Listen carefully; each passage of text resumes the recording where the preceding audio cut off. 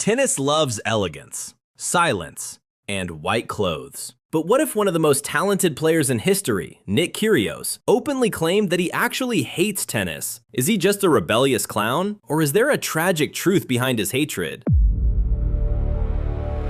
Today, we are going beyond the court to find out. To understand Nick, you have to realize how ridiculously talented he is. Back in 2014, as a 19-year-old wildcard, he beat Rafael Nadal at Wimbledon on his very first attempt. He holds a positive head-to-head record against Novak Djokovic. He never hired a coach for the prime years of his career, saying he didn't need one. While others practiced for 8 hours a day, Kyrgios was playing video games until 4 a.m. He didn't need to grind because his natural gift was terrifying to his opponents. He could step onto the court with zero preparation and still dismantle legends by relying on pure talent.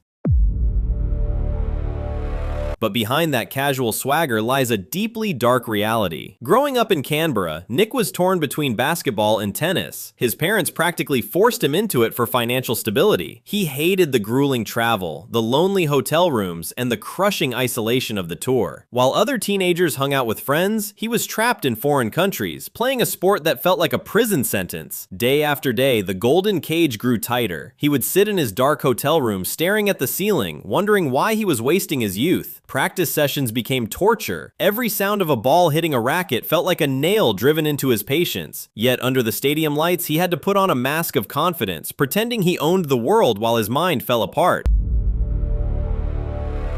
Here is where the plot twists. Most people think he acts out just for attention or money, but if you look deeper, Kyrgios suffers from severe mental weight. In candid interviews, he revealed he was struggling with crippling depression, self-harm, and alcohol abuse during his biggest matches. He walks onto the court carrying an expectation he never wanted. He doesn't hate the game because he's bad at it. He hates it because it trapped him in a life he didn't choose. The psychological burden followed him everywhere, turning victories into hollow experiences and losses into devastating craters. He would drink heavily the night before a crucial match just to numb the anxiety. The pressure eventually reached a boiling point during a dark night in Shanghai and later at the Australian Open. Surrounded by the enormous expectations of his home crowd, the mental toll became almost unbearable. He has openly talked about waking up in strange places, dealing with self-harm scars, and feeling completely empty despite playing in front of millions. To the outside world, he was just a bad boy throwing tantrums. Inside, he was fighting a war with his own mind, wishing he could just walk away and never pick up a racket again.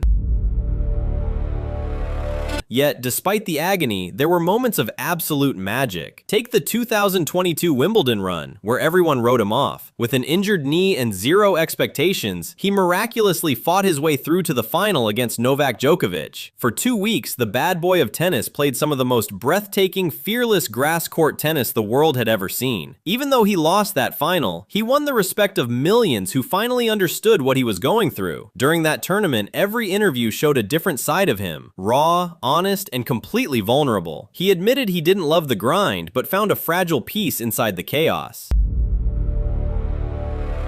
Of course, that internal pain often turns into pure chaos on the court, spitting at fans, screaming at umpires, throwing chairs, and tanking matches on purpose out of sheer frustration. The ATP fined him hundreds of thousands of dollars and threatened bans. Yet, tennis secretly needed him. When Kyrgios plays, stadiums sell out instantly. He brought a raw, rockstar energy to a sport stuck in the 19th century, proving polarization brings more eyes to the screen than polite applause. He woke up a sleeping, boring sport and made people care. Every time he broke a racket, millions tuned in to see what would happen next.